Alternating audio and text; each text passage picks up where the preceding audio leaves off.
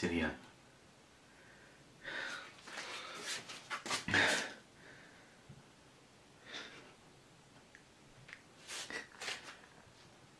Bining-bining Klay.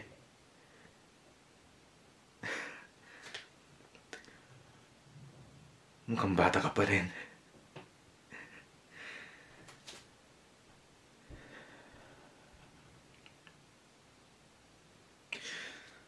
Nasaan ka nung nakalipas na 13 taon? Nasaan ka kung kailan kita kailangan? Iniwan mo ako. Iniwan mo si Fidel. Iniwan mo si Maria Clara.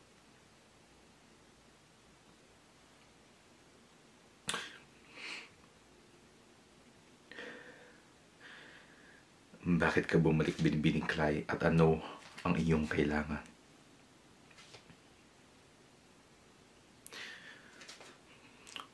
Wala na si Crisostomo.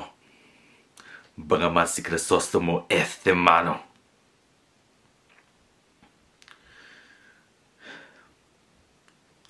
Lumayo ka na Binibining Klay habang maaga pa. At baka ika'y mapahamak. Nandito si Basilio. Kasama ko. Siya nang tutulong sa akin. Hindi na kita kailangan Binibining Klay. Lumayo ka na. Paalam Binibining.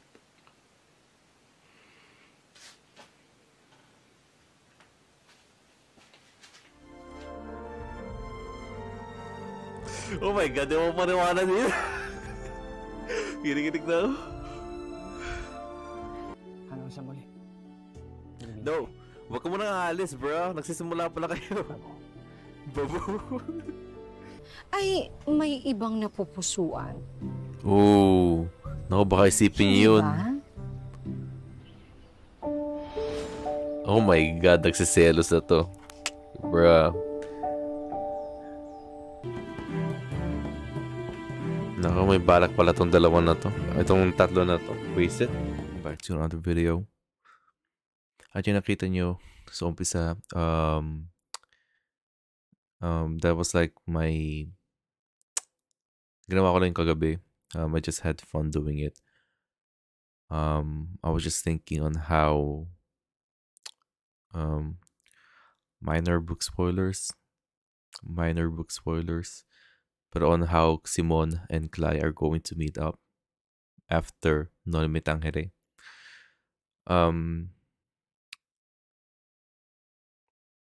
I explained my reasoning there sa comment section. I talked to some folks there, but basically what I'm trying to say there was that yung mismong buong scene na yun, hindi ko sinulat yun, but it's more like improv. Given na we have like, kasi magtatapos ang Maria Clara at Ibarra around February, diba? Kung doon nagkakamali. Correct me if I'm wrong. Pero, oh wow. Hey Google. Hey Google. Shut up. Shut up ang sabi ko sa kanya doon ng sanay. Pero, given that we have like 2 months na lang basically to have the El Filibusterismo story be told, I was assuming na maybe pagbalik ni Klay. Hey Google, stop. Iniisip ko na lang na baka, you know, if ever na we do, Klay does go back to El Filibusterismo, maybe we're not going to see the first set of chapters, first set of kabanata, pero instead she will go into El Filibusterismo maybe around in the middle of the book or something like that. But anyways, that was just a small fun thing that I was able to do. I got inspired with that scene when Dr. Octopus and Tobey Maguire Spider-Man met up, and I was like, you know what, let's make something like that, but it's for Simon and Klay. So I made that thing. That was really fun. So you know what, it's time to read your comments. All right, So we got reaction and we got analysis. So let's start with this one. So we got, oh, that's a lot, 21 comments. Huh. Try kong basahin to na mabilisan and then, you know, tama ba? 58. Yep. Alright. Ito muna tayo sa, i-sort natin by new. Okay, let's go down here. Fed says, cute mo po ng dance niyo while playing yung team namin. Kaya, yeah, I decided to dance kasi in-expect kong madidepress na naman ulit ako sa episode na to. So, sumayo lang ako para mawala yung pagka, para just to cool myself down a little bit to get myself prepared. But, as it turns out, this episode was really good. Hindi talaga siya nakaka-depress. So, thank you for writing that in Feds. Yeah nga, ano ang galaw ulo moves. Wala lang, yung nga, in-explain ko na just for fun. And then, yung bit ng kanta, it was very, gusto ko yung tunog. I like it. Super, it's something that you can play in a bar and you can dance to that tune. Alright, Yauchi wrote in. Slightly nag-expect ako ng tragic ending. Inunahan ko na, di ko talaga kasi binabasa yung book ko dati. Now, hindi ko talaga kasi binabasa yung book ko dati. Now, nabawasan ng pag-anxiety ko.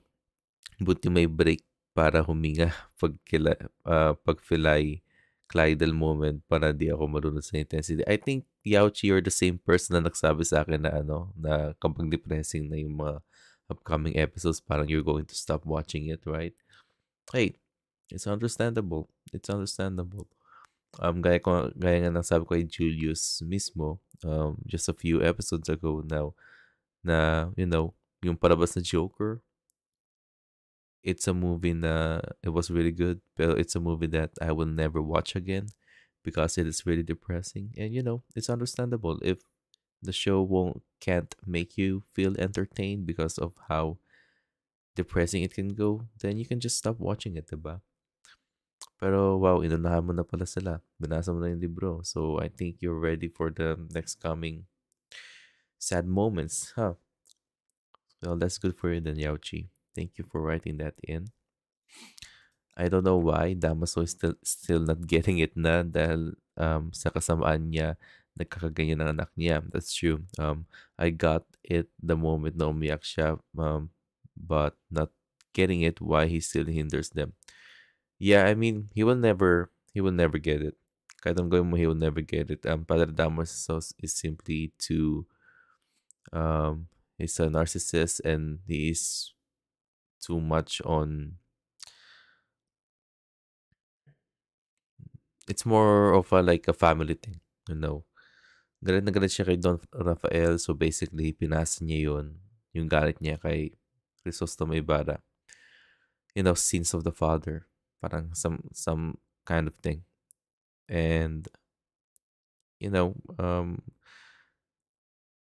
Padre Damaso is, I don't know kung ano talaga nagpa-push kay Padre Damaso para magalit siya kay Don Rafael pati kay Ibarra, pero I think whatever Don Rafael is doing is philanthropy work na maybe that was also hindering him from totally controlling San Diego, diba? So, he keeps on saying that from maybe Crisostomo Ibarra's work, especially sa school project na to. And, that's why he basically hates him. Ganun talaga si Padre Damaso. And he will never see that yung galit niya kay Ibarra is too much para makita niya na yun ang naging dahilan kung bakit nagkakasakit si Maria Clara. Thank you for writing that in. Jaskier wrote in, have you ever played Diablo Lilith Era? No, I haven't played it. I did try playing Diablo 2 when I was younger, pero I stopped playing it. And then I tried playing a Diablo-like game, yung Path of Exile. Naalala niyo ba yun? It's free back in the day. It was really fun. Pero I didn't delve much into it. Pero yeah, I think Diablo is fun. It's a very fun game, especially when, kag maganda yung skill set mo and you keep on killing a lot of enemies, diba? Like a horde of enemies. It's fun, I think, if you're around with other people. I remember the times the 9gag. Do you guys remember that 9gag? It's still up, but it's like a meme website. And basically, I remember the time when Diablo 3 got released, and there's just simply a lot of memes coming out about Diablo, about people playing it inside their bathroom because it can be really addictive. Diablo 4 is coming out, I believe, in maybe a few months, something like that, and I'm looking forward to playing that game. Thank you for writing that in, Jaskier. MJ Versa wrote in, sepia to na video mo. Yeah, usually nilalagay ko yung sepia filter during the abangan part of the video, and that's my way to show the difference between kung ano yung abangan pati kung ano um yung current video current video ko. Thank you for writing that in. Okay, Passenger 14 wrote in, you think Toho or any Japan machine or robot films, not anime, are better than Halloween? Or any Japan machine or robot films? Yung mga ganong, like, um, like yung parang mga Pacific Rim pero from Japan. So, parang, what, Voltes 5 and stuff like that. I haven't seen any other films from Japan na involve yung mga robot, yung parang mga Gundam. I've only seen yung pagdating sa mga robot na yun, ang nakita ko lang siguro, napapanood ko lang ay ayun nga, yung Gundam nga, ano pa ba? Voltes 5. Tapos meron pang isang during the 90s, may kasabay si Voltes 5 eh. May dalawang pang robot doon. Nalimutan ko anong tawag sa kanila. Yung isa parang may motorsiklo pa doon. Nalimutan ko anong tawag sa kanila. I do remember Ultraman. Pero hindi sa robot. Parang tao sila na lumalaki. Pero Ultraman, I remember them. So I can't really choose which one is better. But this is all that I can say. I think both of them are good forms of media on their very own. The Hollywood ones, like Pacific Rim, they have their own merit. They have their own advantages compared to the Japanese ones, I believe. And it just depends maybe on your taste. Mga ganong bagay. Since ang experience ko lang pagdating sa mga robot stuff, I usually came from Hollywood films, then I would choose Hollywood. Kasi yan lang na experience ko. I don't usually watch a lot of live action Japanese films. Mostly it's just anime. I do want to watch Godzilla, yung 2014 yata, yung Japanese 2014 film, pero hindi ko lang alam kung saan ko pwede panoorin yun. So, there's that. Thank you for writing that in, Passenger 14. Passenger 14 also wrote in, I think si Linares nabuo lang para pakasalan si Maria Clara. Ayun naman, yeah. Yeah, probably, I don't know much about the Linares character sa libro, pero I think purposely he was created just to be the third point of a love triangle, diba? Nandiyan lang siya para medyo pagkuluhin yung love story ni na Maria Clara pati ni Ibarra. And it just so happens na si Linares mismo ay yung inaanak ni Padre Damaso mismo, diba? And yeah, I think you're right about that, Passenger. Thank you so much for that. Okay, Blue Scene wrote in, alam ko sa book, Sabi attempted to rape Maria Clara, o mali lang narinig ko. Love, wala pong ganun. Okay, kung wala ganun, kung walang ganun. Yeah, I think hindi naman in-imply. I think hindi talaga in-imply sa libro na nangyari yon. Pero the fact na, there are times na magkasama si Padre Salvi pati si Maria Clara, mag-isa lang, they're alone in a room. And, from this episode, nakikita mo yung mga paraan ni Padre Salvi para to make moves on Maria Clara. Um, it wasn't I mean, it wasn't, hindi yun kunento sa story mismo sa nobela, pero I think we can argue na there were hints and it felt like na it was implied na nangyari nga yun. Diba? Kasi when it comes to mga stuff gaya ng kahasa, it is those stories na you will never really know unless sinabi mismo ng mga taong na involved, diba? So other people would rather stay quiet about that. And in Oli Matanga's case, ito nga yun. Think of writing that in Blue Scene and Love Love.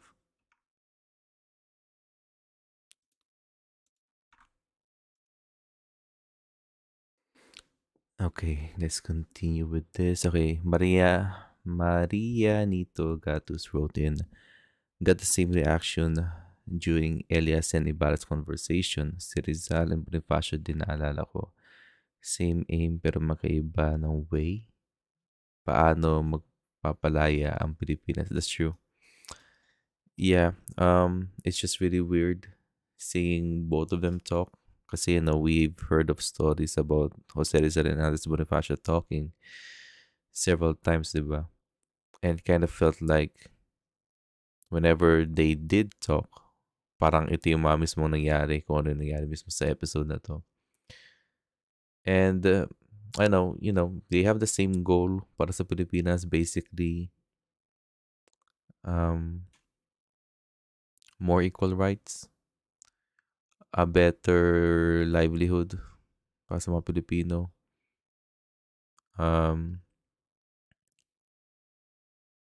Basically, yeah, just for the betterment of the Philippines. Pero they have their own ways nga, di ba? If Andres Bonifacio uses his sword to achieve it, of course, we got Jose Rizal, who uses his pen and paper. Reforms, ba, diba? Mga reforma, yun ang paraan ni Rizal. Pero I think basically, if you think about it, I think both of them succeeded with that. It just took a lot of time, pero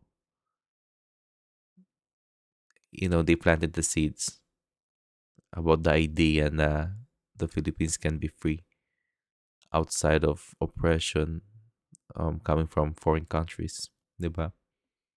Pero yeah, thank you for writing that in. Marianito Gatus. All right. Patrick Agustin wrote in, totoo yung scene sa pagitan ni na Ibarra at Elias, parang Rizal at Bonifacio. Kilala agad ni Ibarra na si Elias yun marahil alam na niya sa puso at sa isip niya ang mga taong makatutulong at maaaring magwasak sa kanya. The government general, likable nga ang character niya though, pero di ko matandaan ano pa ang naging papel niya sa dalawang libro. Nagpakita ba siya sa isa pang libro? Nagpakita ba siya sa El Filibusterismo? At di nga ba kahit sa West, hindi magkaayon ng church at state? That's true. Yun nga, tama nga. May rift talagang dalawang grupo na ito, especially when it comes to the royal family. That's true. When you talk about the West, are you talking about Europe in general? Lalong-lalo na who is more powerful and more dominant, especially sa influence sa common people. Pang-break talaga ang Clydel sa dark themes at tragic story. Ayun naman dito, let's talk about this muna. Yeah, you're 100% right about that. And when it comes to the church thing, it's funny because I think it was around the 1960s. It was, yung mga Amerikano mismo nag-establish kung sino yung pambansang bayani ng Pilipinas I believe it was during the American regime kung saan sinabi nila mismo, okay, ang pambansang bayani ninyo ay si Jose Rizal. They had the choice to choose between Rizal and Andres Bonifacio, but they felt like Rizal is the way smarter choice, the way safer choice. Kasi feeling nila kapag pinili nila si Andres Bonifacio mismo, baka magkaroon ng revolusyon laban sa kanila eh. That's that's what I think. That's what I think. And yun ang nabasa ko. Pero I think it was around 1967 or 1960s kung saan nagkaroon ng batas na kailangan ipalaganap ang pagtuturo about kay Jose Rizal. Kaya nga yung mga kolehiyo ngayon, kaya si Clay, pinapag-aralan niya yung non-limitang filibusterismo kasi dahil yun sa batas na-enact during the 1960s na kailangan ng mga estudyante ng Pilipinas pag-aralan yung buhay ni Rizal at ang kanyang mga ginawa. It was also during that time na yung simbahang Katoliko mismo ay against doon. Like, against, kasi sinasabi na no, bawal sa Biblia yan. Yung mga pinagawa ni Rizal, bawal sa Biblia yan, mali yan, and stuff like that. And it really mirrors na yung galit ng Katolikong simbahan kay Jose Rizal, it really mirrors to Crisostomo Ibarra situation pagdating pagdating sa kanyang relationship um, sa Roman Catholic religion, di ba? Nandiyan sila Padre Salvi, who is always giving him a headache. The same thing with Padre Damaso. In-excommunicate siya. So basically, the church hates Ibarra. The church hates Rizal. And, it is what it is. It's funny na galit pa rin yung simbahan kay Jose Rizal even during the 1960s, diba? And I think it's just all about gatekeeping and retaining power. I'm a Catholic. I love being Catholic. I don't practice it though.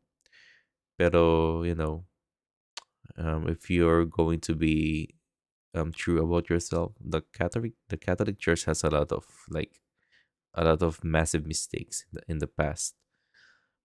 They use their power to conquer, they use their power, their religion para takutin yung mga tao. They have their own fair share of as a group that you can't that can't be trusted. And it is what it is. Pang-break talaga ang Clydel sa Dark Team at tragic story ni Nolly at Elfili, especially kina Clara, diba? That's true. Sila ang pampabalanse. Hopefully, the connection between them will get connected in the real world. Niklay. Yeah, that's true. Clearly, I think sinabi din mismo ni Barbie Forteza, diba? In her interview sa CNN, the characters of David, of Fidel, and Clay were created just to balance out the heavy themes of No Limitangere and El Filibusterismo. And we are seeing that right now through this love story because, everybody likes love stories. Everybody likes to feel kiligin. And we are seeing that through the scenes that Barbie Forteza and David shares. So, hey, kung i-depress tayo ng show na to, at least they're trying to give us some kind of pillow through the Clydel characters. Diba? And yeah, thank you for writing that in, Patrick. Thelma Busgano wrote in after Clara Dibala live listening to FPS review in the morning, listening to your reviews, Sir Jasper. Love listening. Thank you so much for that, Thelma.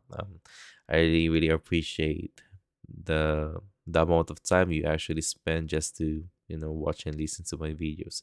And nakakatuwa lang kung nakikurious ako on how people approach their ways on watching my videos, and in your case, you are listening to it. So that's pretty cool. Parang podcast ba? And yeah, thank you so much for that, Telma. And I hope you're enjoying my content as much as I'm making it. Thank you so much for that. Marafi Hiliopi wrote in, si Kapitan General ay isang batikang director. Okay. Director pala siya. Tingnan natin to. Kapitan General Noli Tangere actor.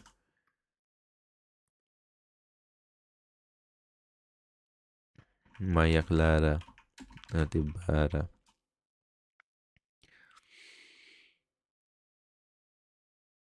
Kapitan Tiago naman to eh. Anyways, kung isa siyang batikang actor, then that's pretty cool then. Yeah, ang daming mga actors, diba? I mean, mga director pala. Ang daming mga directors, at least sa Amerika, na try nila maging actors din. One person that I can think of is yung lalaki nag-direct ng Pulp Fiction, pati nag-direct ng Hateful Eight, hindi, hindi Magnificent Seven, Hateful Eight, nag-direct ng Inglourious Bastards. Sino yun? Quentin Tarantino. He also tried acting, which makes sense kasi, as a film student, I think there will be times na you have to act in your own short film. So, we have just like that. Gaya ng ginawa kong video. I directed that scene, pero it was me acting in there. But that's really interesting to know then. Thank you for giving me that trivia about Kapitan General. Marife, thank you so much for that. Theodore Ginochi wrote in, layag na layag filay. Yeah, I did. Yeah, layag na layag na. I'm just super happy to see both of them. And yeah, more to happy moments. This episode is easily like one of the best episodes if you're a Clydel fan. Kasi basically, umamin na mismo si Fidel. Binibini Clay, tinatangi-tangi kita. Yung ba sabi niya, tinatangi-tangi kita? O iniibig-ibig kita? Iniibig kita? Itinatangi kita. Something like that. That's a pretty cool way of saying it. Randall Tabora wrote in, konting happy crumbs bago tayo durugin sa mga susunod na kabanata. Yeah. Yeah. Kaya, hey, bago magsimula yung episode, kung hindi ka sasayaw, at least just get some water, get some tissue para ihanda mo na yung sarili mo sa mga upcoming sad moments, diba? Thank you for writing that in, Randall. Joe Tubbs wrote in, best episode for Clyde and Filay fans. So yeah, kaya nga nasabi ko, diba? By the way, relate ako kay Fidel. Kaya na ganyan, di ka pa umaamin. Yung babae nakakaramdam na sa gagawin mo. Yeah, kasi parang, naman eh. When you think about the context, okay, you guys are alone, ayaw ka pa alisin ng lalaki, gusto niyo pa mag-usap. Hey, I did something like that just a few years ago with with someone na niligawan ko in a day. It was very hard to do. It was really weird. But, by the end of the day, eventually you have to tell that person, diba? And, it's way harder to do that because right now in a world of messages, instant messaging, you have to say it in person. Yung mga kalalakihan back in the day, wala silang pamaypay na pwede na lang paypay ng malakas para lang magbigay silang hint sa mga babae, diba? I think what's happening in the past is that girls can give hints pero ang mga kalalakihan mismo, sila mismo kailangang umamin sa iyo harap-harapan. So, kudos for Fidel for doing that. Sa kakaiwas ni Kalay, napilitan na lang si Fidel na umamin. You know what? Yeah. I think that was the case. Yeah. Basically, ayaw niya umalis si Kalay sa kanyang harapan. So, umamin na lang siya. So that she can stay. It was pretty cute. It was pretty cute. I wanted more of that.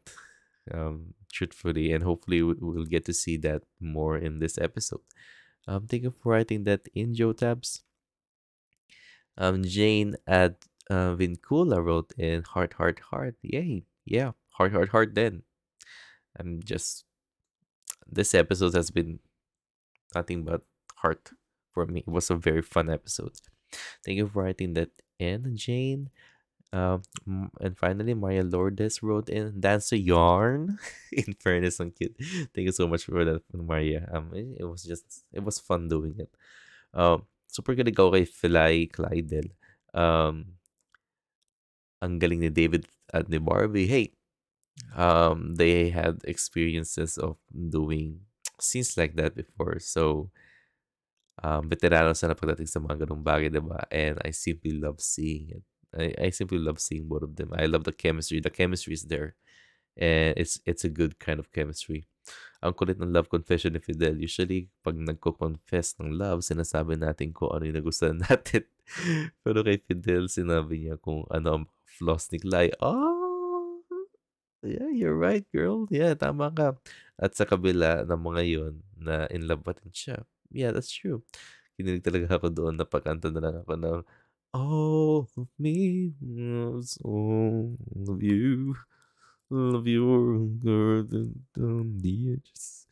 Oo nga, no? Tama, yes. I think that song was the perfect choice if ever mag-play sila ng song para sa kanila, diba? Bagay yun din sa kanila, that's true. Kulang na lang gawan sila ng Star Cinema na movie and then, pamagat ng movie mismo. All of Me is starring Clay and Fidel. But yeah, you're right. Yung ngayon napansin ko, no? No, hindi ko napansin yun actually.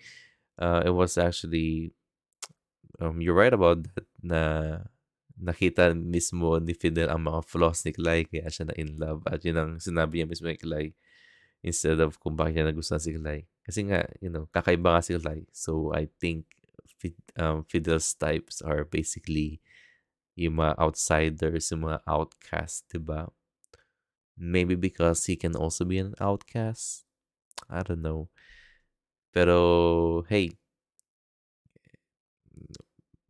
if Fidel sees as if Fidel sees Clay as someone that as someone as he can be with, then kudos for Fidel.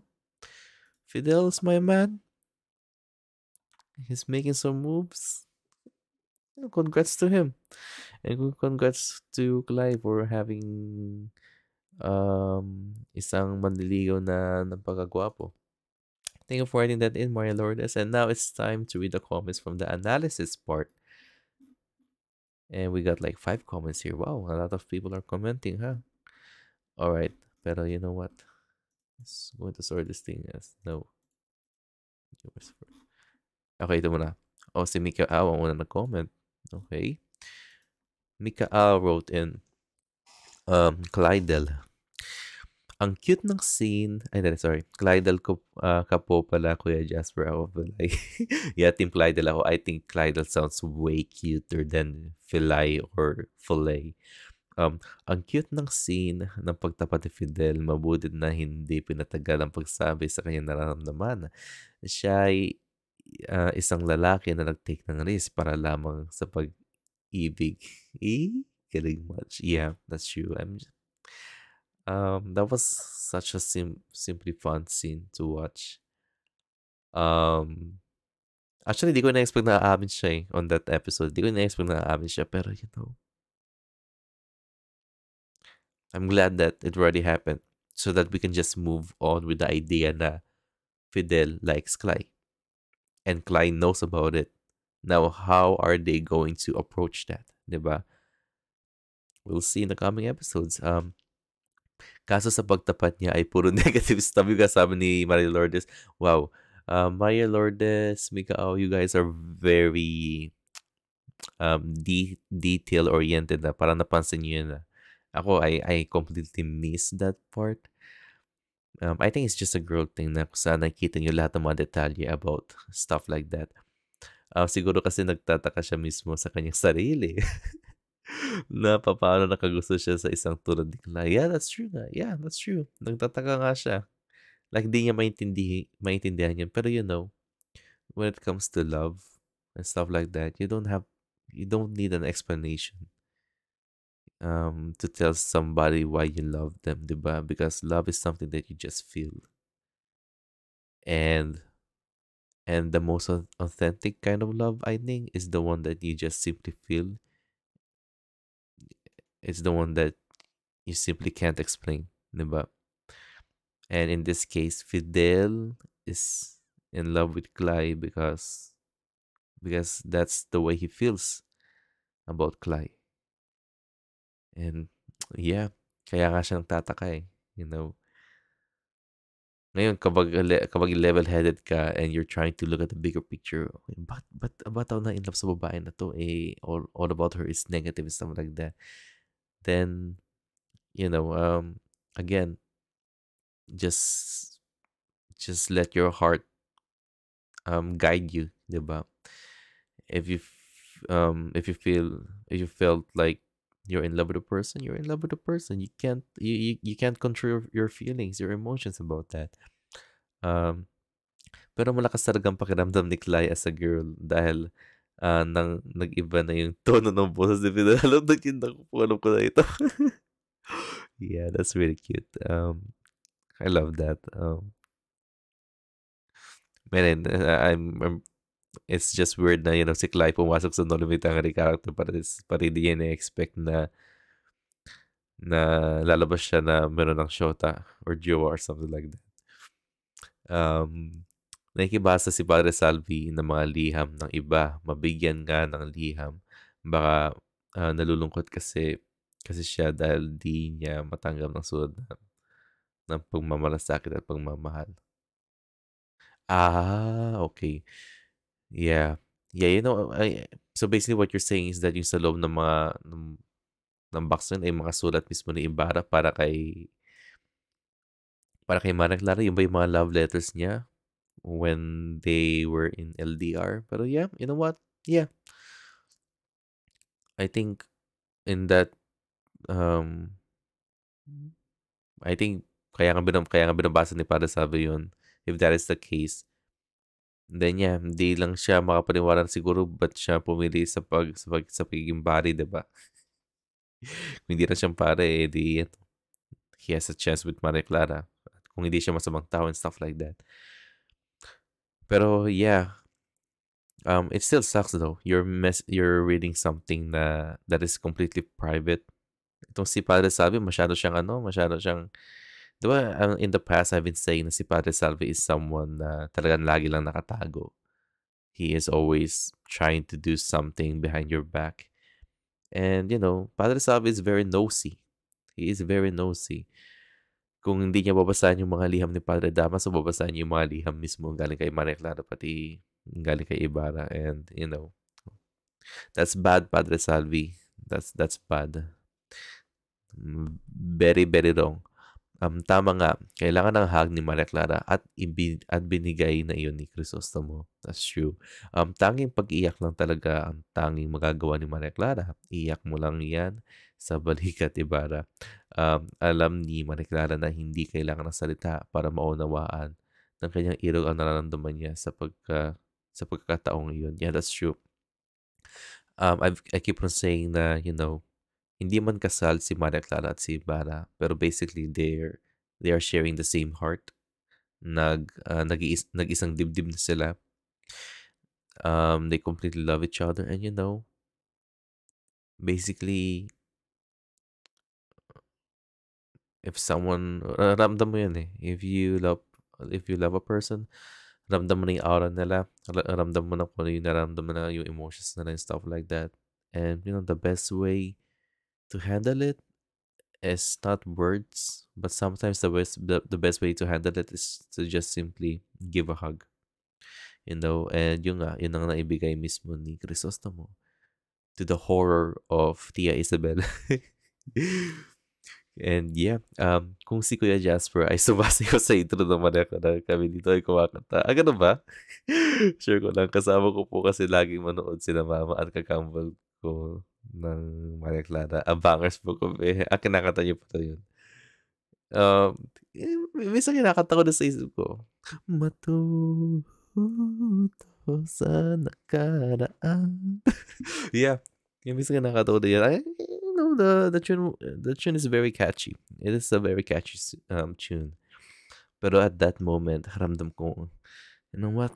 Sumayaw na lang ako. Tanggalin natin yung depression out of the way. Let's just dance. And yeah, kaya sumayaw na lang ako. And wow, may kakambal ka pala, Mika. That's interesting. Kakambal ba na kamukha mo o twins na sabay kayong pinanganak and stuff like that? But yeah, thank you for writing that in, Mika. I really appreciate your comment. And eh, eh, hindi ko kasama yung magulang ko para manood ng Maria Clara Tibara, clearly. Pero I keep on telling them na, "Hoy, panoorin niyo Maria Clara Tibara. Maiba naman kayo ng teleserye." Ayaw na panoorin. But that's fine. All right. Thank you again, Mika, for that. Um, Julius Christopher wrote in. Okay. No, sir, I haven't seen the Joker movie, okay? May tatlong criteria ako na sinet sa sarili ko para manood ng movie, okay? If it is an adaptation of a novel or book like Lord of the Rings, Harry Potter, Twilight, I'm assuming also Les Miserables, ha? Um, pero if yung comic book films, basically, when you technically, they're also like adaptations because they came from comic book films. Pero, uh, gaya nga sabi mo, novel or book. So, okay. Kung out of the box ang theme, pinaka-importante sa lahat, pag may nagaya at sinabing libre niya. Okay, yeah. That's really cool then. I agree. Pero ako, I can watch anything. Just give me something, I will watch it if I have the time and if I'm interested into that specific movie na yun. Just like recently, I just decided to watch Avatar. And I didn't care about it because I hate the character design, but Avatar I gave it a 10 out of 10. Avatar 1 and Avatar 2, pinanood ko sila back to back. I gave it a 10 out of 10. Simply amazing. I agree the conversation between Ibarra and Elias reminds me of Rizal and Bonifacio and a discussion before about kung sino sa kanila ang dapat na national hero. I mean, wait lang, naging aware ba sila na okay, okay, basically gets ko, yeah. Nagkaroon kami before ng debate sa klase about them. Some said na si Bonifacio dapat ang national hero kasi mas more on pagkikipagdigma siya while Rizal uses knowledge. And with that, ipasok ulit natin ang quotes ni Maya. To reach for the stars is ambitious, to reach for hearts is wise. This time, I will use the phrase, to reach for the stars is ambitious to Bonifacio. Okay.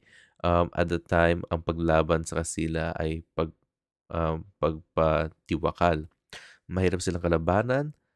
Okay. Okay, good, good. Yeah, nagigets ko na yung quote. Yeah, mas malinaw to. Mas malinaw to. Nagigets ko na. Mahirap silang kalabanan. They all have the resources and power at napakataas sila like stars. So, ang kalabanin nila ay ambisyon and a difficult one. Okay. Okay, yeah, that makes sense. To research for hearts is wise, okay? Rizal uses intelligence and use the power of words para imulat ang mga Pilipino sa mapait na katotohanan na sadlakan nila. Wise enough na mulat ang mga Pilipino and he ignited the burning desire of freedom. Not to mention na ang mga likha niya ay naging timeless and relevant and for that he is a national hero. Wala nang argument. Kahit ngayon matagal na panahon na lumipas pero we are still talking about it. The main same reason na may ganito tayong discussion ngayon, I hope Rizal is happy. He should be. Yeah, I completely agree with that. I think na-mention ko din earlier from a previous viewer na, itong, I mean, in my school, we also talk about, okay, sino ba dapat ang national hero? Si Rizal ba or si Andres Bonifacio? Kasi both, I mean, there was also a time na dapat si Andres Bonifacio ang magiging presidente and stuff like that. Pero, I think the governing body just didn't believe in Bonifacio's capabilities kaya natalo siya and stuff like that. Pero basically, sinabi ko doon na basically ang pumili ng national hero na, correct me if I'm wrong, Julius, pero basically, ang pumili sa national hero natin ay yung mga Amerikano. I think it was during the American times, the American occupation. Kung saan pinili nila si Rizal mismo as our national hero, even though they have Bonifacio as an option. Kasi Rizal is the safer choice and also, again, basically the safer choice. Kasi if ever na pinili nilang national hero si Bonifacio, then that means there's a chance na baka magrebelde ang mga Pilipino laban sa mga Amerikano, 'di ba? So they chose Rizal para at least if if magre-rebelde yung mga Pilipino, they will do it through reforms, gaya ng mga pinagagawa ni Rizal, mga reforma and stuff like that, pati mga plano ni Ibarra mismo. The Americans will prefer a way na, let's just talk it out. Let democracy be put into use instead of engaging in a war and stuff like that. And you know what? Mas malinaw na yung analogy mo about this one. Kasi, it makes sense. It makes sense. Just like Elias, Bonifacio is trying to achieve something that is very difficult to do. It is something that clearly there will be a lot of sacrifices, diba?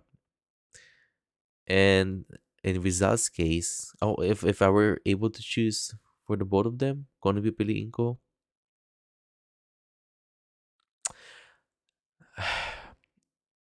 I will be I will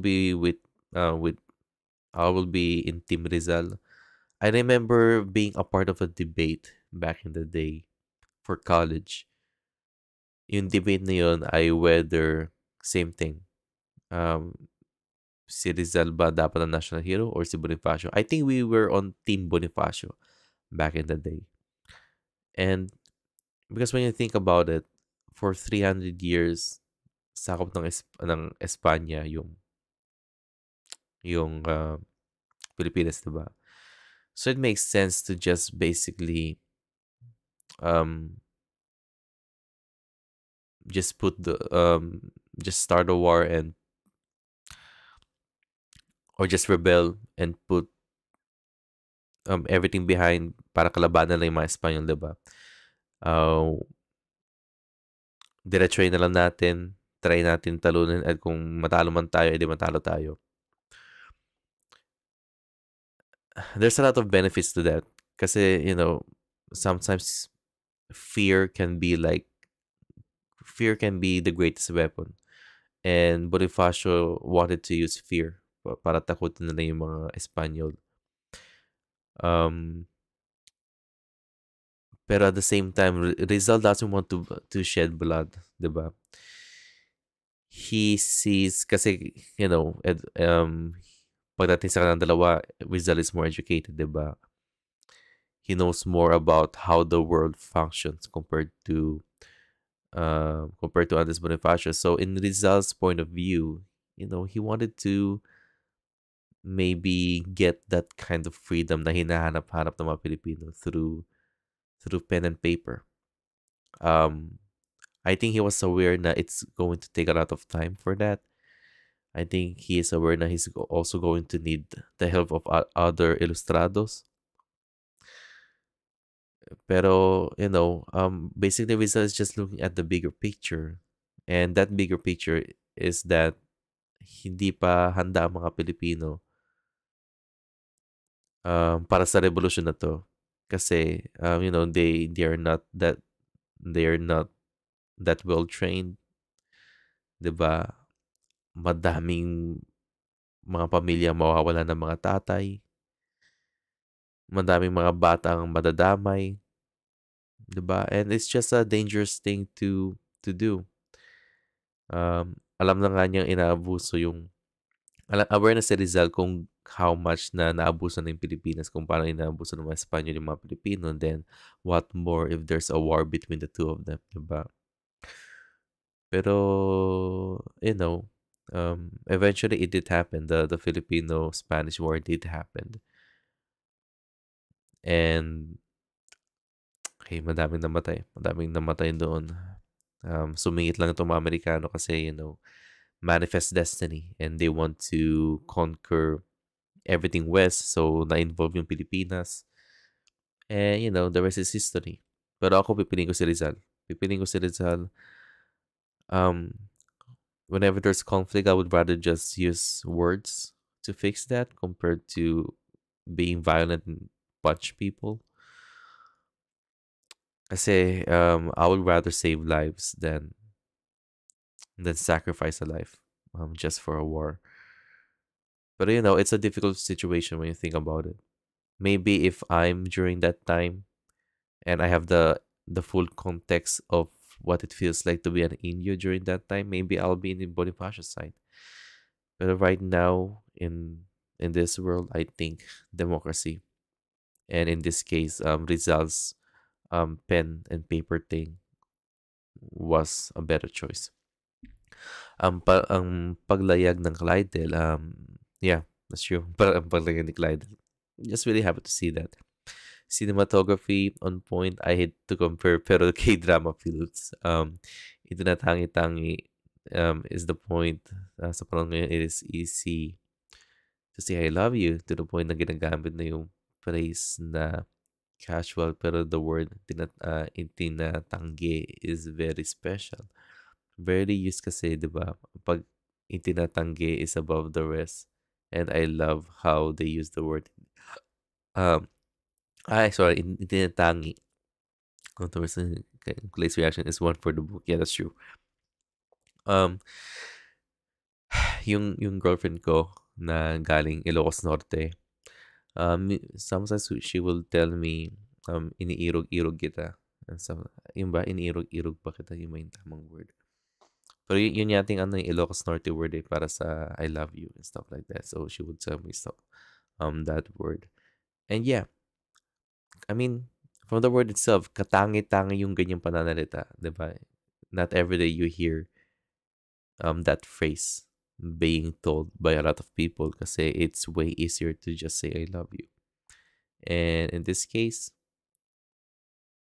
instead of Fidel speaking in English, he just said na itinatangi-tangi kita. Then that's the most Filipino thing that I've ever seen na nanggana kay Fidel. From what I've been seeing so far. And yeah, K-drama films. Even from the first episode, nagulat ako. If you've seen my reaction to the first episode, tapos nagpakita yung yung pause, ipapatugtog yung kanta, tapos may nagpapalit ng pictures and stuff like that. Yung ganun sa yun ang ginagawa ng mga K-drama, di ba? And I can feel that it got a lot of info. The show itself in general got a ton of influence from K-drama cinematography and even some K-drama ways of presentation when it comes to presenting the show itself. And yun ang naramdaman ko. Yun din ang nararamdaman ko hanggang ngayon. David's execution is commendable. Ewan ko, pero the way he did it, may kakaiba. That's true. Again, I think it also helps a lot with the fact that Barbie and David has this amazing chemistry. And, there was build up to it. Diba? I think in all of the Clydal scenes, I think itong moment na to is like one of the scenes na talagang mas mahaba yung screen time that they shared. And when since meron build up and then to the point na sinabi na ni Fidel na itinatangi kita, then you felt that okay, finally nasabi na niya, parang natapos na yung buong chapter ng parang isang buong chapter between kay Clyde and then it feels like okay, there's a new chapter that is happening. And that new chapter is all about the fact na Fidel loves Clay and Clay knows about it. Ngayon, paano na nila i-handle yun? At ano na yung magiging takbo ng story pagdating sa kanilang dalawa, diba? Love is the flower of life and blossoms unexpectedly and without law and must be plucked where it is found and enjoyed for a brief hour of its generation. Okay. Love is the flower of life and blossoms unexpectedly. Yeah, that's true. And without law and must be plucked where it is found and enjoyed for a brief hour of its generation. Yeah, I think that's a very, very cute way of putting love in general, diba? I think that's the point. It is a flower of life, diba? Not every day. I mean, at least on this, if you're a person like me who stays a lot of inside the house, not every day you'll see a flower, diba? But once you see that flower, it's a good sight to see. It's a good sight to see. Um, it depends na lang on how you're going to approach that flower, diba? Either titignan mo lang or you're going to pluck it. You get it? There's something about flowers that's simply that you want to touch them, that you want to get involved with it, diba?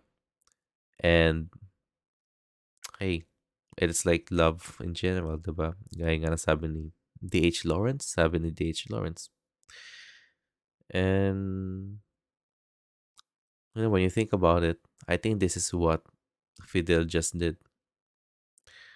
I think all his life, diba? He haven't seen a girl like this. He hasn't seen this kind of flower, diba? And it felt like in Fidel's case, I think it was the right time to pluck this flower and bring this flower with him. And that's what Fidel just did in this episode. And hey, hopefully that flower thing will keep on blossoming between the two of them. Hopefully hindi malanta, given the fact na Clay isn't a character in No Limit Tangere. So man, I wonder how they're going to approach that if ever Clay goes back to the real world, diba? I just hope that that flower, specific flower, ay hindi malalanta between the two of them. Blossoms unexpectedly and without law reflects the word of Fidel of Clay sometimes being walang modo. Okay. Clay sometimes being walang modo, careless, paglalamirda sa buong San Diego at pagbuntod-buntot kay Ibarra. Ang mga kababaihan noong mga panahon na yon ay may sinusunod na batas. Pero itong si Clay walang pake. Yeah, that's true. I mean, is it true ba na talagang batas yun na, okay. I mean, hindi, from what I've been like thinking the whole time when it comes to society's way of looking at girls and female in general, parang it feels like na it's just the society standards, like there's no law talaga that is stopping them from doing all of those stuff. I think they were just basically cultivated in a way na this is how female are supposed to function in a society. So, maybe what you mean here is kung batas, maybe it's like the unwritten rule for girls na ayun nga, they just need to follow societal norms back in the day. Must be plugged where it is found. Wala nang mahabang intro. Sinabi niya, bueno, hindi na ako magsasayang na oras. Itinatangi kita. Binibini, inibig kita, binibini. Sa panahon ngayon na maraming nabubudol na mixed signals, we need a Fidel type of person. Straightforward. Yeah. Yeah. Well, buti na lang, just recently, I grew up as a person that I am a very straightforward person. Back in the day, whenever you have a crush on someone, tinatago-tago ko pa, I'm just giving hints and stuff like that. But hey, I'm happy. Gladly, I'm now a person who doesn't want to waste any kind of time, who doesn't want to waste a person's time, and sinasabi ko ng diretso, whether I like them or not. And enjoy the brief hour of his duration. And this is bittersweet. Yeah, you know what? When you think about it, yeah, baka nga hindi sila magtagal kasi kailangan umuwi ni Clay sa Pilipinas, di ba? I mean, sa kanyang mundo, di ba? Paano magtatagal ang isang relasyon kung sadyang magkaibang timeline ninyo? That's true. Yeah, that's what I've been thinking about. But we'll see in the coming episodes. What if kung ang ending ng Mikay is ganito? Okay, nakabalik si Clay sa mundo niya after niya ma-visit ang time ng Noli and Elfili. Okay? Also, so basically you're assuming na hindi muna siya uwi sa mundo niya bago siya bumalik sa Elfili. Maraming taon nang lumipas. Isa na siyang successful nurse, career woman at stable ang buhay. Pero sa kabila ng lahat, may kulang. Hindi na siya nagmahal ulit dahil itinangi niya si Fidel. Though, maraming siyang manliligaw, wala siyang sinagot dahil ang puso niya ay naiwan sa panahon ng Noli. Then from time to time, binabasa niya ang libro. Oh, man, that's sad. Binabasa niya ang libro not only to remind herself how happy she was when she is with Fidel. Ang pinaka ang pinakamasakit. Yung pala na content ng novel as originally dito, walang Clay, walang Fidel. Then, pag nabasa niya sa isang eksena, biglang siya sa part na to, una ko siya nakita. That's true. And, sa part na to, yeah, that's the thing though. Na-curious talaga ako sa sa version ng No Limit Hungary nila eh. From my perspective, I've been always thinking na itong Pilipinas na to is like from an alternate universe kung saan sinulat ni Rizal mismo ang Fidel character sa No Limit Hungary. That's just how I see things. Um, pero yeah, that will be really sad, 'di ba? Imagine mo tatanda-matanda si Clay and then umaasa na lang siya sa libro mismo ng Noli just to remind herself of her days, just to remnants of the days of her being with Fidel at yung mga times na nag-away sila and nagsama sila. Then, wow, that is kind of bittersweet when you think about it. Pero man, I hope it's not the case. Hopefully, there will be like a modern version of Fidel, same actor and stuff like that. Hopefully, yun ang mangyari. Yun ang gusto kong mangyari. Pero that will be sad na babasahin yung libro from time to time para lang. Sa part na to, binigyan niya ako ng keso. Sa part na to, um, nakipagbarandugan ako sa kanya. Then, she will cry. Tas, titingala sa langit, sing how good it was, how beautiful and tragic it was. Wag naman sanang Clyde lang maging greatest fictional what if ko. Yeah. Pero yeah, I mean, I think the best thing about fictional stuff in general is that you can create your own story about it, diba? Sure that those kinds of ideas were created by other people and you can argue na yung creation ng creator na yon ay yung canon pagdating sa story, pero hey, still they are fictional. They came from the human mind. And if you think you have your own good ending para sa Clydell, then you can just simply think about it and write your own fan fiction, diba? I'm just hoping that, whatever happens to the Clydell love story, to the Clydell tandem, I just hope that it will have a good ending. At least. Kasi yung Norman Tangere and El Filibusterismo mo, yung ending nila. But hopefully naman, at least there's some good and some fun that will come out from those books, and it's the Clydell tandem, diba? And hopefully they have a good ending. Thank you so much for writing that in, Julius. Really insightful as always, and again, thank you so much. I really learned a lot from your comments. Theodore Ginochi wrote in Filay moment, Clydell. Yeah, I got nothing else to say about that, but I'm just ready to see more of the Clydell scenes. Thelma Busgano wrote in si Elias ang representation. Sorry. Okay, si Elias ang representation ni Elias Bonifacio Noli. Yeah, I think it can be arguable na, yeah, it is the case na si Alice Bonifacio nga siya na sorry. Pero at the same time, I think Rizal during that time was completely aware of some smaller groups that are forming para kalabanin ng mga Espanyol mismo.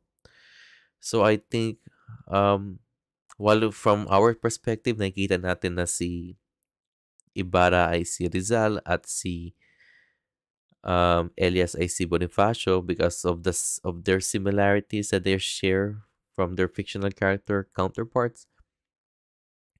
I think it can be argued na yung Elias character is basically a representation of all of those Filipinos who are trying to achieve freedom through the use of force.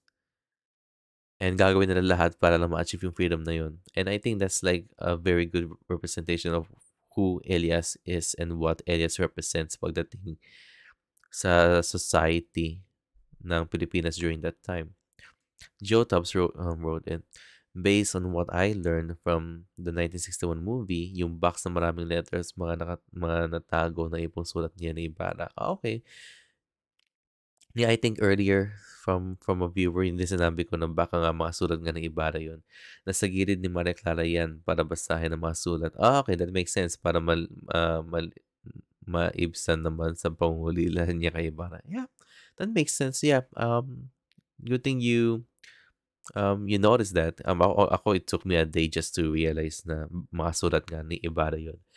At dito na papasok ang katataduhan ni Salvi. Swap ang mga letters ni Ibarra kapalit ang letter na hawak ni Salvi. Oh! Oh! Interesting. Hindi ko naisip yun Wow, what are the chances, di ba? Yeah, what if nga biglang kunin ni Maria Clara isa sa mga letters, nabasa niya, isang letter galing kay Linares and turns out anak nga niya si tatay nga is Paradama. So, wow, Joe Tabs, yeah, I didn't realize that. Hey, if ever na mangyari yun, maalala kita, Joe Tabs. Anong gagawin ng mga letters ni Ibarra? Secret, spoiler na Anong gagawin sa mga letters ni Ibarra? Oh, actually, di ko alam. Okay, buti na lang sinikreto mo yan. Actually, di ko alam kung anong ginawa sa mga letters na yun. Pero wow. Okay, I got something to look forward to then pagdating sa mga letters na yun. Nice. You have a very keen eye, Joe Tabs. Thank you for writing that in. And finally, Randall Tabor wrote in, ha! Tawang-tawa ako sa reaction video ni Tia Isabel. Narinig ko na yung seremonya unfold ulit ng pagdarasal. Kung sakaling matransport siya sa panahon natin ngayon, yeah. Dali mo si Tia Isabel sa loob ng isang bar. Oh my God, baka himatayin si Tia Isabel. It's funny nga, diba? I actually made this thing right here. No, shit, this one. What if si Tia Isabel ay may reaction video, diba? So, ito yung mangyayari, Bispo. Hey, I would watch a reaction video starring Tia Isabel. So, yeah. So, thank you guys for writing those in. I really appreciate your comments. And yeah, it's time to watch episode 58. Gulat na gulat yung mukha nito. Batid kong ikinagulat mo ang aking pagsisiwalat ng aking niloloob. Oh my God. Miss Del Culpas, Binibining Klay. Ba't ka sorry, boy? Pero maniwala ka sa akin, hindi ko rin to inaasahan. Wow. Hindi ko inaasang ibigin kita. Yeah. Ngunit yun ang katotohanan, Binibining Klay. Oh my God, this is so cute. Nakakaloka. Ang gusto ko lang naman ay matulungan ng mga bida sa nobelang to, pero ay, parang nagkakaroon ako ng sarili kong love story. Binibining Klay. Tila kinakausap muli ang iyong sarili. Sir Fidel, Oh my God. hindi tayo pwede. Oh! Okay? Kalma lang. Imposibleng maging tayo. Sabagay, tama ka din naman. Kung alam mo lang, magkaiba ang mundo natin. Naku. Batid ko. Hard. Batid kong tila langit ako at ikaw ay lupa. Ngunit Binibining Klay.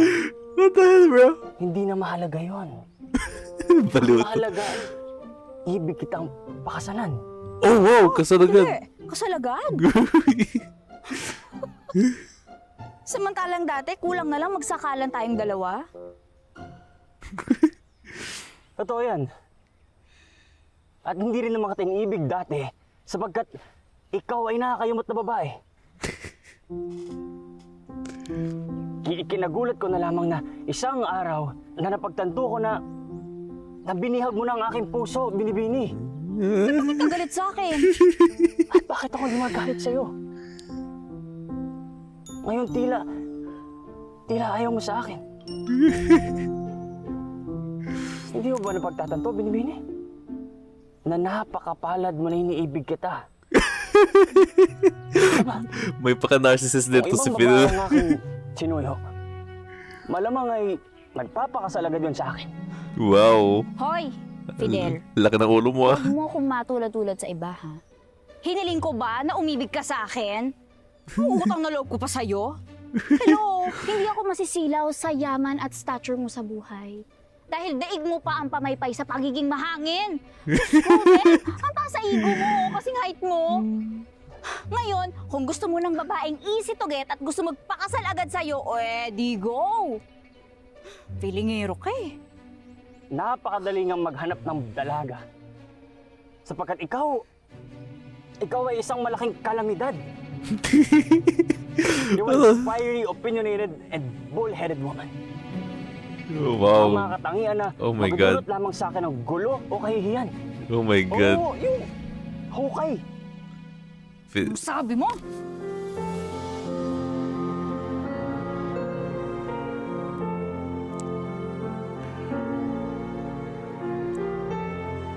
K-drama feels.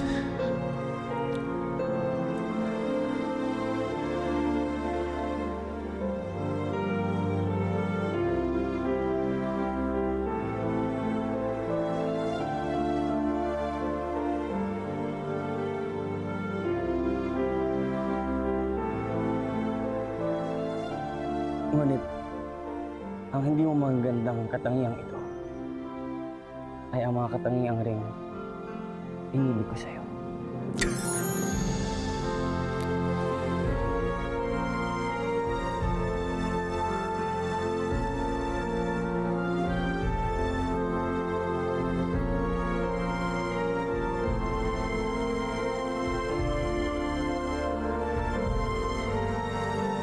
Oh my God, di mo paniwanan yun.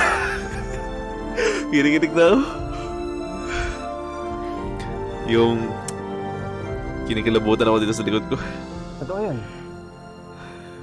Na napakadaling maghanap ng babaeng magpapakasal ka agad sa akin.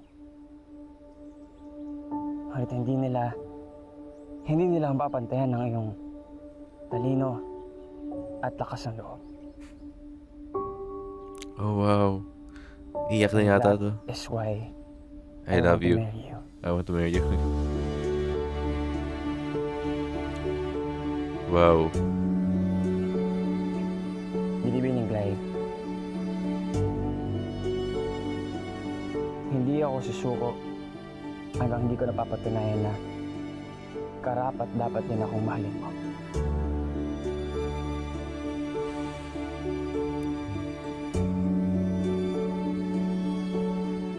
Hanggang sa muli.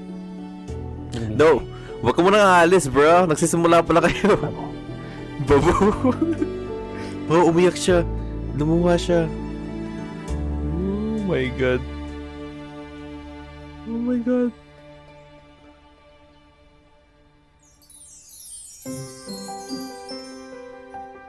Nangyari? Sakto, may paru-paro.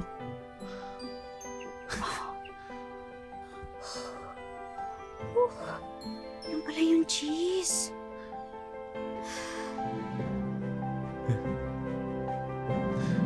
Ang cheesy.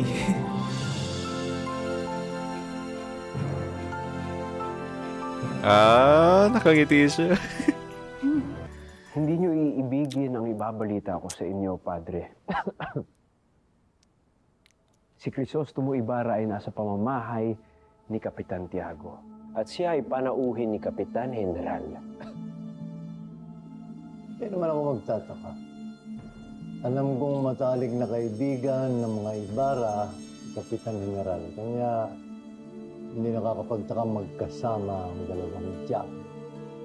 Kaya't hindi rin dapat tayo magulat kung tutulungan ni Kapitan General si Crisostomo Ibarra para hindi maging ekskomunikado. Los sinvergüenzas. Paumanhin, Padre. Si? Ngunit may gusto pong makipag-usap sa inyo. Buenas tardes, reverencias. Padre Damaso. Padre Buenas tardes. Padre. Buenas tardes. Ipagpaumanhin niyo na doon niya.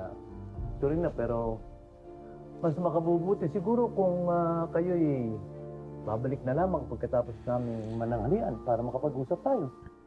Dispensa, mga reverensya. Ngunit naparito kami ni Esposo para bigyan solusyon ang inyong suliranin patungkol kay Maria Clara. Batid namin, Padre, na ayaw niyong maging mag-isang dibdib si Maria at si Ibarra? Siya'y isang diablo na magdadala lamang sa aking inaanak sa impyerno. Siyang tunay, Padre. Kaya nais namin ipakilala sa inyo ang isang batang peninsulares na mas karapat-dapat para kay Maria Clara. Peninsular? Si Padre, peninsular. Wala siyang bahid ng pagka-Indio sa kanyang dugo. Y como yo, también ha nacido en España. Kaya't magiging isang pinanak sa karangalan Espanya para yun? kay Maria Clara na magpakasal sa aming kaanak. Napapanggap lang yata yun. ¿Quién es ese peninsular del quien hablas? Mira si Linares. Alfonso, mío hijo, entrad.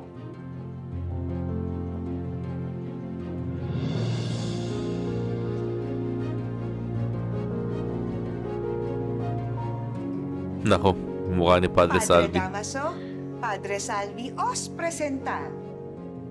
Mi primero, Señor Alfonso Linares. Maraming salamat po, Tiyo, at hinayaan niyo ako makadalo kay Maria. Wala akong magagawa kung Kapitan General na nagpasya.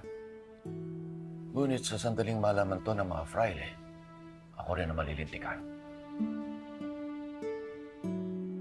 Paumanin po, Tiyo, at nadamay pa kayo dito. Ngunit sa oras na maiwaksi ko ang aking ekskomunikasyon, maging ang mga fraile ay hindi na makakaadlang pa sa amin ni Maria. Huwag kang pakakasiguro, Crisostomo. Lalo na't ang mga fraile tila Diyos dito sa ibabaw ng lupa. Matagal na kitang pinapayuhan na makibagay sa kanila. Ngunit nakinig ka ba? Hindi pa po ba pakikibagay na sinunod ko ang inyong payo? Na huwag na silang singilin sa kanilang kalupitan at kalapastangan sa aking ama? Ano pa po bang pakikibagay ang ibig ninyong gawin ko sa mga tinutukoy niyong Diyos dito sa lupa? Tilang may talim na ang iyong pananalita, Ginoo. Kung tunay at ibig mong makatuluyan ang aking anak, huwag mong sirain lalo ang buhay mo, ang kinabukasan mo sa pagiging alibungga mo sa mga fraile. Makakalis ka na, Crisostomo. Adios.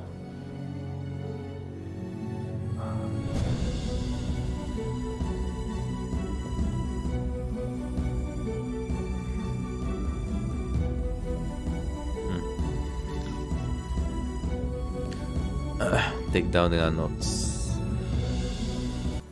Buenas tardes. Buenas tardes. Referencia. Acabas de venir desde España, hijo? Si. Desde Madrid, Padre. Ngunit hindi ito ang unang beses na nandito ako sa Las Filipinas. At mahusay kang magsalita ng wikang Indio. Si Padre, pagkat musmus pa lamang si Alfonso ay sa amin na siya nakatira sa Maynila at umuwi lamang sa Espanya para makapagtapos ng abogasiya. Y ha terminado su curso en la universidad con los honores más altos. Ay, no me alabéis tanto, por favor. Me da vergüenza. Huwag mong ikahihiya ang papuri, Alfonso. Bueno, gusto ko ring makilala ninyo ang aking inaanak. Alam mo, No. pareho kayong edukado Salvi. at galing sa de klase pamilya. At kapag ka nakita mo si Maria, para siyang isang anghel sa wangis at tinig. Ay, siyang tunay. Kaya't bagay na bagay kayo. Ngunit, kailangan mo ng patunayan ng binata ang kanyang sarili bago mo ipakilala kay Maria Clara. Marami pang panahon para patunayan ng binatang itong sarili niya, mahal na Clara. Doña Victorina, Si, Padre? maghanda kayo at sa mga darating na araw Sasamahan ko kayo upang makilala si Maria Clara. Ay, napakainam na desisyon, Padre. Muchas gracias. De nada. Adios, Padre. Es una decisión muy estupenda. Adios. Adios. Ay, buhay.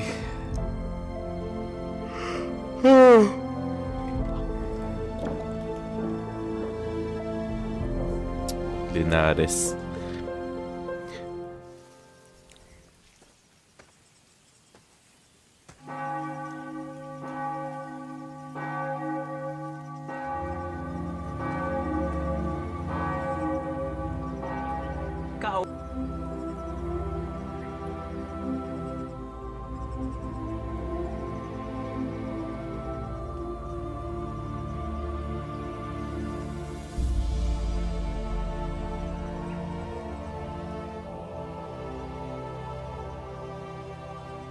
Batid man ng lahat na hindi pa ako imbitado sa iyong tahanan.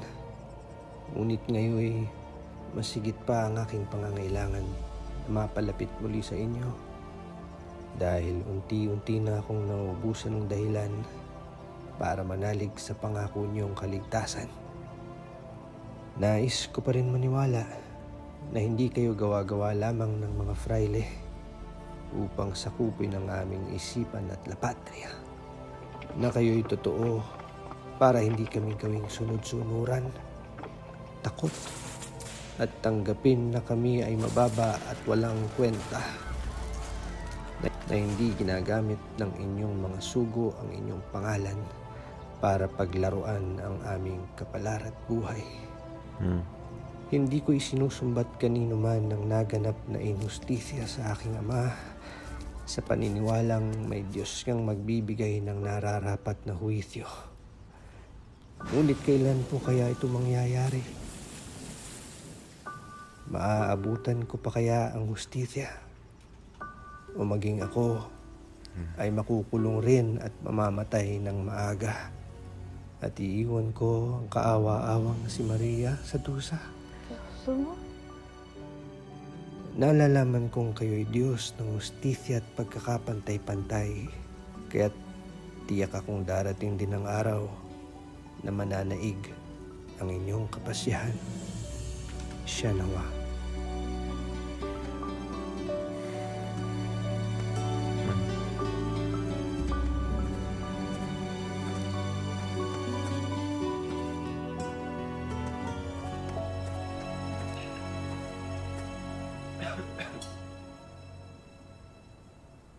Hindi sa nangingialam ako, Padre. Disculpeme lo que digo. Ngunit hindi yata tamang ipagkasundo mo na si Maria sa lalaking hindi mo pakilala ng lubos. Sa palagay mo ba, ipapahawa ko si Maria? Batid kong hindi. Para mo na siyang anak. Oo. Sí, es correcto. Pero ella, ya es como mi hija. Kung gayon, hindi ba tama lang na kilalanin muna natin si Senyor Linares bago mo siya ipilit kay Maria? Confío en la pareja. Es su pariente. Isa pa mas maaatin ko na mas may makatuluyan si Maria na kahit na sino basta purong Espanyol kesa naman ang Crisostomo Ibarra.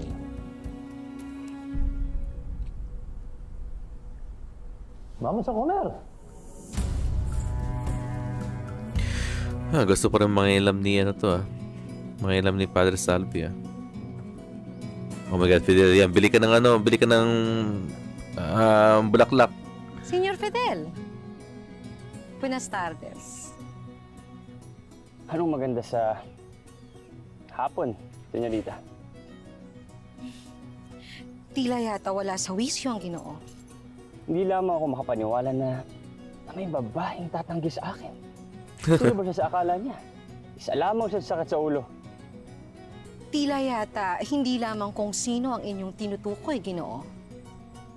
Marahil ay isang Dalaga? Na Nako. inyong naiibigan. Wala nakakalat na yung balita. Nagmamayari niya. Hindi lamang na aking isipan, kundi pati na rin ang aking puso. Ay, karamba. Isa itong malaking sumpa.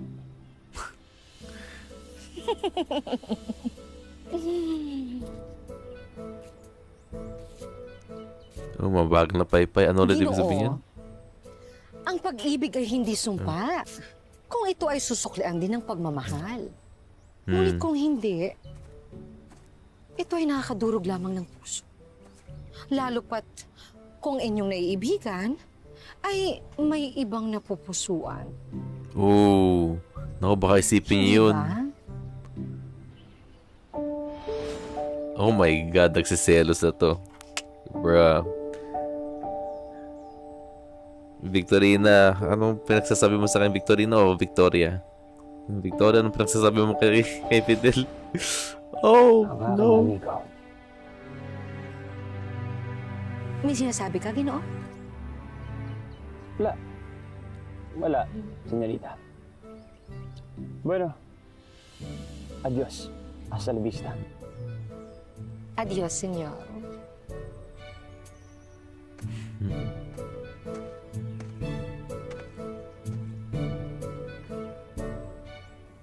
Tila nagustuhan ako ng mga fraile.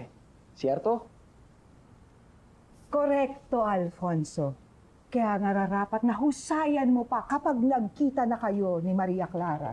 Tienes ganar su amor.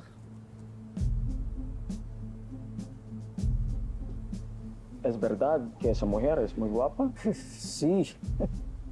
Ella es muy hermosa. At hindi lang siya maganda, Alfonso. Napakaraming lupain ni Kapitan Tiago at hindi lang yun. Napakaraming niyang negosyo sa Maynila. Si Maria Clara, ang unika iha ni Tiago na tagapagmana. At sa palagay mo, sino makikinabang sa lahat ng iyon? La Doña Maria Clara, por supuesto. Y su futuro esposo. Por supuesto. Deber. No. Kaibigan mo natin siya na ito.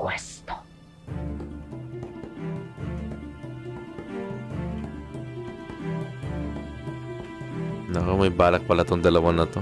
Itong tatlo na to. Wasted.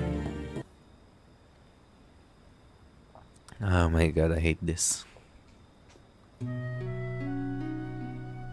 Pahingi ng paumanhin, Hayaan na ang babae at huwag na magpadala sa bugso ng iyong emosyon. Para sa mga luha mo. Ngunit bawal sa sipon at uhog, ah. Hindi mo ba nagustuhan ng aking munting regalo para sa iyo?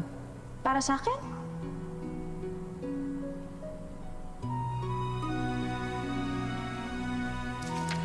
Iniibig kita, Binibinila. Di ko napansin. Nabihag na pala ng ganda ko si Lolo Fidel.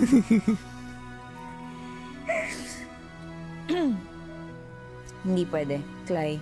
Okay, focus. Wala nga namang singitan mo pa ng love story mo, ang kwentong ito. Ang gulo-gulo na nga. Ang bida sa kwentong ito ay walang iba kung hindi si Maria Clara. At Sir Ibarra. Kamusta po ang pakikipag-usap niyo sa Kapitan General? Napakaganda ng resulta. Kailangan mo sa... Maging ang ama ni Maria ay kontra pa rin sa akin hanggang ngayon. Halina tayo sa loob at ikukwento ko sa'yo. Alright, may chismis. Share some tea. Ibisita po kayo. Sino to? Ay, ito siguro yung ano. Sir Crisostomo, gandang gabi po. Ako po si Lucas, ang kapatid ng namatay sa kabriya ng iyong paaralan. Palalalaan na eh. Palalayasin lang naman yun eh. Iya sa stetsin nyo, mayroong kalatas na para sa inyo. May lagda ng kataas-taasang arsobispo. Mula sa arsobispo? Paano po kaya kung totohanin nito ang pangako kay Senyor Ibarra, tanggalin ang kanyang eskomunikasyon? Tiyak kung mapapahiya po kayo ni Padre Damaso sa mga tao. May ipapagawa ako sa inyo. Tunay bang iniibig mo si Maria? O baka naman Oh my God! may iba ka pang babaeng naiibigan?